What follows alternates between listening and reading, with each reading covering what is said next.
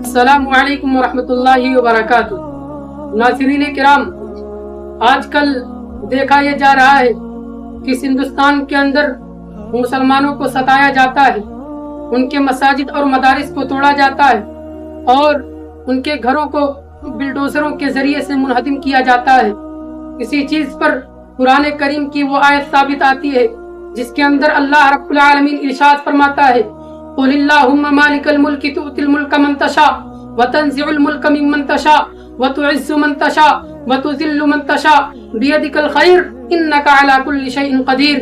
کہ نبی پاک صلی اللہ علیہ وسلم آپ کہہ دیجئے اللہم مالک الملک، کہ اے اللہ تو ہی بادشاہوں کا بادشاہ ہے، تو اتل ملک من تشاء، تو جسے چاہے بادشاہت دے دے، وتنزع الملک ممن تشاء، اور جس سے چاہے بادشاہت چھین لے، وتعز من تشاء، اور جسے چاہے عزت دے دے، وتذل من تشاء، جسے چاہے ذلیل کر دے، بیدک الخیر، تیرے ہی ہاتھ میں تمام بھلائیاں ہیں، انک علی کل شیء قدیر، یقیناً تو ہر چیز پر قادر ہے۔ ناظرین کرام، یہ بادشاہت دینے والا، حکمرانی دینے والا اللہ رب العالمین کی ذات ہے، لہذا ہم مسلمانوں کو گھبرانے کی ضرورت نہیں ہے۔ اگر اللہ رب العالمین نے چاہا تو ایک نہ ایک دن ان کی بادشاہت ختم ہونے والی ہے، ان کی حکمرانی ختم ہونے والی ہے، تاج و تخت سے یہ ہاتھ دھونے والے ہیں، کیونکہ اس دنیا کے اندر جو بھی قوم آئی ہے بس چند روزوں کی مہمان تھی، بس چند دنوں کے لیے انہوں نے حکومت کو، حکمرانی کو اپنے ہاتھوں میں سنبھالا تھا۔ کسی نے بھی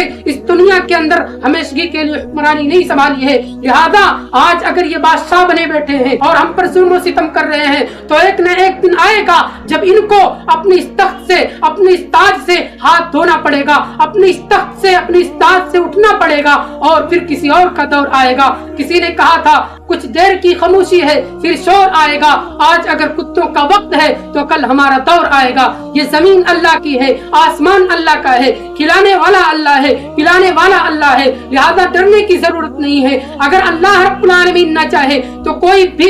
بھی شخص، دنیا کی کوئی بھی چیز، پوری دنیا کی تمام طاقتیں مل کر بھی ہمیں ذرہ برابر بھی نقصان نہیں پہنچا سکتی ہیں، اور اگر دنیا کی ساری طاقتیں مل جائیں اور ہمیں ذرہ برابر فائدہ پہنچانے کی کوشش کریں تو فائدہ نہیں پہنچا سکتی، مگر یہ کہ جب اللہ رب العالمین کی ذات چاہے۔ چنانچہ حضرت عبداللہ بن عباس رضی اللہ عنہ بیان کرتے ہیں کہ ایک مرتبہ میں اللہ کے نبی صلی اللہ علیہ وسلم کے ساتھ سواری پر بیٹھا ہوا تھا۔ اللہ کے نبی نے کہا، یا غلام انی اعلمک کلمات، کہ اے بچے میں تمہیں چند باتیں سکھلاتا ہوں، احفظ اللہ یحفظک، تم اللہ کی حفاظت کرو اللہ تمہاری حفاظت کرے گا، احفظ اللہ تجدہ تجاہک، تم اللہ کی حفاظت کرو تم اس کو اپنی مصیبتوں میں، اس کو اپنی پریشانیوں میں اپنے ساتھ پاؤ گے۔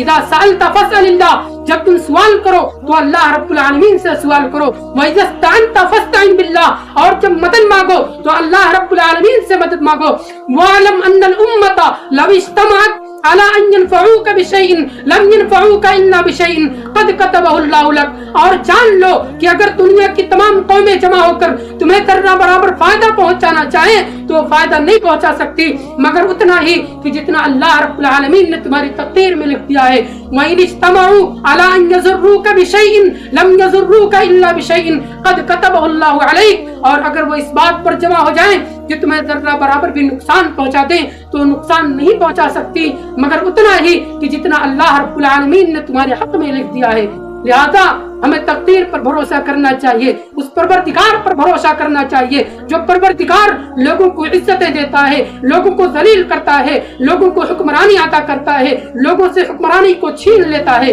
ہمیں اس پروردگار پر بھروسہ ہے، لہذا ہم مسلمانوں کے اندر اس رب کا خوف ہونا چاہیے، اس رب کی خشیت ہونی چاہیے، اس رب کا ڈر ہونا چاہیے، اس رب کی خوف کے علاوہ، اس رب کی دہشت کے علاوہ کسی اور کا خوف، کسی اور کا ڈر ہمارے دلوں کے اندر ہرگز نہیں بیٹھنا چاہیے، کیونکہ ہم مسلمان ہیں اور ایک مسلمان اس رب کے علاوہ کسی اور سے نہیں ڈرتا ہے۔